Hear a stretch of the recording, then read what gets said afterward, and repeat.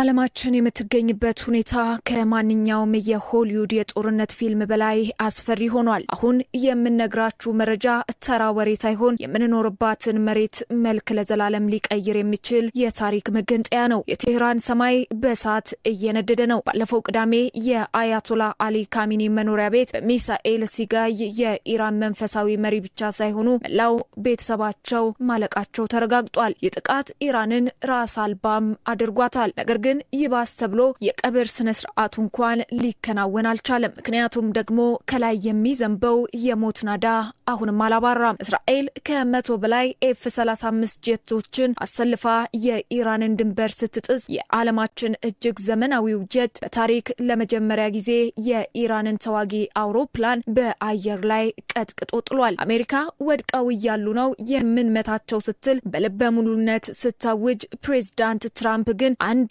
እጅግ አስደንጋጭ የ2 ሳምንት ቀጠሮን ሰጥተዋል። ግን ለምን አሁን? ለምንስ በዚህ ፍጥነት? የሁሉም ጥያቄ ነው። ጦርነቱ ከፋርስ ባህረ ሰላጤ ወጥቶ እስከ ህንድ ውቅያኖስ ተንሰራፍቷል። የኢራን የጦር መርከብ አይሪስ ዴና በሰርጓጅ መርከብ ተመታ ስትሰምጥ ከ180 በላይ መርከበኞች ህይወታቸው አልፏል። ይህ ብቻም አይደለም። አሁን በደረሰን ሰበር መረጃ የሰሜን ኮሪያው ኪም ጆንጉን በሺዎች የሚቆጠሩ ኮማንዶዎችንና የሚሳኤል ባለሙያዎችን ወደ ቴህራን በመላክ ጦርነቱን ተቀላቅለዋል። በሳውዲ አረቢያ የሚገኘው የአሜሪካ CIA ጣቢያ በኢራን ድሮን ተመቷል። ይህም አሜሪካን ወደማይቀረው ቁጣ ውስጥ ከቷታል። ዩክሬን በሜዲትራኒያን ባህር ላይ የሩሲያ መርከብ በማስጠም ጦርነቱን ወደ አውሮፓ ደጃፍ አምጥታዋለች። በሆርሙዝ የባህር ሰርጥ ላይ የታገቱት 20,000 መርከበኞችና የነዳጅ ዋጋ መናርም ዓለምን በረሃብና በጭንቀት ሊያናውጣትም ተቃርቧል። ዛሬ የምንዳስሰው ጦርነት ብቻ አይደለም። የሀያላን ሀገራት የመጨረሻ ቁማር፣ የኪም ጆንጉን ድንገተኛ ጣልቃ ገብነትና የትራምፕን የማጥፋት ዘመቻ ሚስጥር ነው። ይህ ቪዲዮ በምድር ላይ ስላለው ወቅታዊና እጅግ አደገኛ ሁኔታ ሙሉ ምስል ይሰጣችኋል። እስከ መጨረሻው አብራችሁን ትቆዩ ዘንድ የአክብሮት ግብዣችን ነው። ምክንያቱም ደግሞ ዓለም አሁን ያለችበት መስቀለኛ መንገድ የእናንተንም ህይወት በቀጥታ የሚነካ ነው። ጤና ይስጥልን ውድ አድማጮቻችን፣ አያት ዴሊዎች ነን። የእናንተው ተቀዳሚ የመረጃ ምንጭ የሆነው ቻናላችን ትኩስ ወቅታዊና አዳዲስ መረጃዎችን ለዛ ባለው አቀራረብ ወደ እናንተ ማድረሱን ቀጥሏል። ተደራሽነታችንን እናሰፋ ዘንድ ሼርና ላይክ እንዲሁም ደግሞ ሰብስክራይብ በማድረግ ቤተሰብ ሁኑ ማለት እንወዳለን። ወደ ዝርዝር መረጃው እናልፋለን። ጦርነቱ የጀመረው በንግግር ሳይሆን በእሳት ነበልባል ነው። እስራኤል የኢራንን የአየር መከላከያ ስርዓት ሙሉ በሙሉ ያሽመደመደ ዘመቻም ከፍታለች። ከ100 በላይ ተዋጊ ጀቶች የቴህራንን ሰማይ ሲያርሱት ዓለም በዝምታ ተመልክታለች። የታሪክ መዛግብት አዲስ ምዕራፍን ከፍተዋል። የኤፍ-35 ጀት ለመጀመሪያ ጊዜ የኢራንን ተዋጊ አውሮፕላን በአየር ላይ መቶ ጥሏል። ይህ የቴክኖሎጂ የበላይነት ብቻ ሳይሆን ለኢራን ወታደራዊ ክብር ትልቅ ውርደትም ነው። የኢራን መንፈሳዊ መሪ አያቶላ አሊ እንዲሁም ደግሞ ቤተሰቦቻቸው በመኖሪያ ቤታቸው መገደላቸውን ተከትሎ ሀገሪቱ በመሪ አልባነት ትርምስ ውስጥ ወድቃ ትገኛለች። የአሜሪካው መከላከያ ሚኒስትር ፒት ይህ እኩል ትግል አይደለም፣ ወድቀው እያሉ ነው የምንመታቸው ሲሉ የተናገሩት ንግግር አሜሪካ ኢራንን ሙሉ በሙሉ ለማጥፋት የያዘችውን ጽኑ አቋም ያሳያል። የጦርነት ግን በመካከለኛው ምስራቅ ብቻ የተገደበ አልሆነም። የዓለምን ስጋት ወደ ከፍተኛ ደረጃ ያደረሰው ደግሞ ከፒዮንግያንግ የተሰማው መረጃ ነው። የሰሜን ኮሪያው መሪ ኪም ጆንጉን ከኢራን ጋር ያላቸውን ወታደራዊ ጥምረት ወደ ተግባር ቀይረውታል። እንዳስተማማኝ መረጃዎች ከሆነ ሰሜን ኮሪያ በሺዎች የሚቆጠሩ ልዩ ኮማንዶዎችንና የረጅም ርቀት ሚሳኤል ባለሙያዎችን ወደ ኢራን መላኳ ተረጋግጧል። ኪም ጆንጉን የአሜሪካ ኢምፔሪያሊዝም በኢራን መሬት ላይ ይቀበራል ሲሉም ዝተዋል። ሰሜን ኮሪያ ለኢራን የላከችው የሚሳኤል ቴክኖሎጂም አሜሪካን በባህረ ሰላጤው ላይ ያላትን የበላይነት አደጋ ላይ እንዲወድቅ አድርጎታል።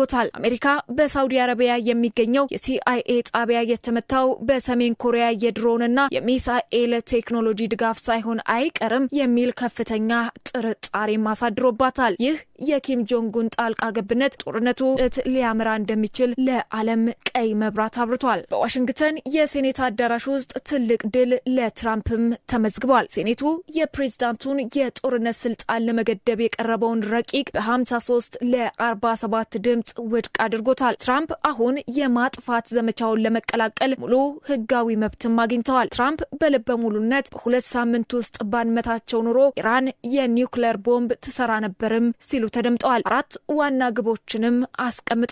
የሚሳኤል ፕሮግራሙን ማጥፋት፣ የባህር ኃይሉን ማክሰም፣ የሽብር ድርጅቶችን መደምሰስና የኒውክሌር ህልማቸውን ማጨናገፍ። በሌላ ግንባር የዩክሬን ጦርነት ወደ ሜዲትራኒያን ባህርም ተሻግሯል። በሊቢያ ዳርቻ የሩሲያ መርከብ በዩክሬን የባህር ዳርቻ ድሮኖች ተመታ ሰምጣለች። ፕሬዝዳንት ዘለንስኪ ለገልፍ ሀገራት የኢራንን ድሮኖች እንዴት ማክሸፍ እንደሚቻል ከኛ በላይ የሚያውቅ የለም በሚል ድፍረት የተሞላበት መልእክት ልከዋል። ይህ ዩክሬን በሩሲያ ኢራን ጥምረት ላይ የወሰደችው ዲፕሎማሲያዊና ወታደራዊ አጸፋ ሆኖ ተመዝግቧል። የመቋቋሚያ ዘንጉንና የሊባኖስን ሲቃ ስንመለከት ደግሞ ኢራን ዝም አላለችም። ሂዝቦላህ ሁቲዎችንና የኢራቅ የሺአ ታጣቂዎችን በአንድ እስር ሆነው የመቋቋም ዘንግ እንደፈጠሩ ተሰምቷል። በቤይሩት ሰማይ ስር ግን ሰላም ጠፍቷል። እስራኤል በከፈተችው መጠነ ሰፊ ጥቃት ከተማዋ ወደ ፍርስራሽነት እየተቀየረች ነው። የሊባኖስ ህዝብ ግን የኢራንና የእስራኤል ጦርነት ሰለባ መሆን ሰልችቶናል እያሉ ይገኛሉ። በሆርሙዝ የባህር ሰርጥ ላይ የታገቱት 20,000 መርከበኞችና የዓለም ነዳጅ አቅርቦት መስተጓጎል ዓለም አቀፍ የኢኮኖሚ ቀውስን መፍጠሩም አብስሯል። በቴህራን የሚገኘው የከርሰ ምድር የኒውክሌር ማዕከል ፎርዶ ከፍተኛ ጥቃት ደርሶበታል። እስራኤል ባንከር ባስተር የተባሉ የድንጋይ ንጣፎችን ሰንጣቂ ቦምቦችን በመጠቀም ማዕከሉን ማውደሟም እየተነገረ ነው። የጥቃት ኢራን ለዓመታት የገነባቸውን የኒውክሌር ህልም በአንድ ጀንበር ያመከነም ሊሆን ይችላል። የትራምፕ የ2 ሳምንት ማስጠንቀቂያም ከዚህ ድርጊት ጋር የተያያዘ ሳይሆን አይቀርም ተብሏል። የሰሜን ኮሪያ ጣልቃ ገብነት በወታደር ብቻ አልተገደበም። ሰሜን ኮሪያ የሳይበር ጦር ላዛረስ ግሩፕ በእስራኤል የኤሌክትሪክና የውሃ መሰረተ ልማቶች ላይ ከፍተኛ የሳይበር ጥቃትን እየሰነዘረ ይገኛል። በዚህ ምክንያት በቴል አቪቭና አካባቢው የሚገኙ ከተሞች ለሰዓታት በጨለማ ተውጠው መቆየታቸው የተረጋገጠ ጉዳይ ነው። ይህ ሰሜን ኮሪያ ለኢራን የምታደርገው ድጋፍ ምን ያህል ጥልቅና ስልታዊ መሆኑንም ያሳያል። ሌላው ዓለምን ይበልጥ ያስደነገጠው ደግሞ የቻይና የባህር ኃይል ሊያኦኢንግ የተባለውን ግዙፍ የአውሮፕላን ተሸካሚ መርከብ ወደ ህንድ ውቅያኖስ ማሰማራቷ ነው። ቻይና የዜጎችን ደህንነት ለመጠበቅ ነው ብትልም አሜሪካ ግን ይህንን እርምጃ የጦርነቱን ቀጠና ለማስፋት የተደረገ ትንኮሳ ስትል ፈርጀዋለች። ሩሲያ፣ ቻይናና ሰሜን ኮሪያ በኢራን ጀርባ መቆማቸው ለሶስተኛው ዓለም ጦርነት ትልቁ ማገዶ ሆኗል። የዓለም አቀፍ የባህር ትራንስፖርት ድርጅት አይኤምኦ በሰጠው አስቸኳይ መግለጫ በሆርሙዝ የባህር ሰርጥ ላይ የሚገኙ ማናቸውም የንግድ መርከቦች ለጥቃት ተጋላጭ መሆናቸውን አስታውቋል። ኢራን ስማርት ማይስ የተባሉ የባህር ውስጥ ፈንጂዎችን በመርከብ መተላለፊያው ላይ መበተኗም ተሰምቷል። ይህ ደግሞ የዓለም የነዳጅ ዋጋን በአንድ ቀን ውስጥ ብቻ በ15 በመቶ እንዲጨምር ምክንያት ሆኗል። ክብራትና ክብሯን ዓለማችን ዛሬ የቆመችው በሰላምና በታላቅ ጥፋት መካከል ባለው ጠባብ መስመር ላይ ነው። ቴህራን መሪዎቿን አታለች። እስራኤል የጥቃት ክንፎቿን ዘርግታለች። አሜሪካ ደግሞ የማጥፋት ዘመቻዬን እቀጥላለሁ ስትል በሴኔቷ በኩል አረንጓዴ መብራትን አግኝታለች። ነገር ግን የዚህ ጦርነት እውነተኛ አስፈሪ ገጽታ ገና አሁን እየታየ ነው የሚገኘው። የሰሜን ኮሪያው ኪም ጆንጉን እጃቸውን ወደ ፋርስ መዘርጋታቸው፣ የዩክሬን የባህር ላይ ድሮኖች ሜዲትራኒያን ማናወጣቸውና በሳውዲ አረቢያ የሚገኘው ሲአይኤ ጣቢያ መመታቱ አንድን እውነት በግልጽ ያሳያሉ። ይህ ጦርነት ቀጠናዊ መሆኑ አብቅቶለታል። አሁን ዓለም አቀፋዊ ጦርነትም ሆኗል። ፕሬዝዳንት ትራምፕ የሰጡት የ2 ሳምንት ቀጠሮ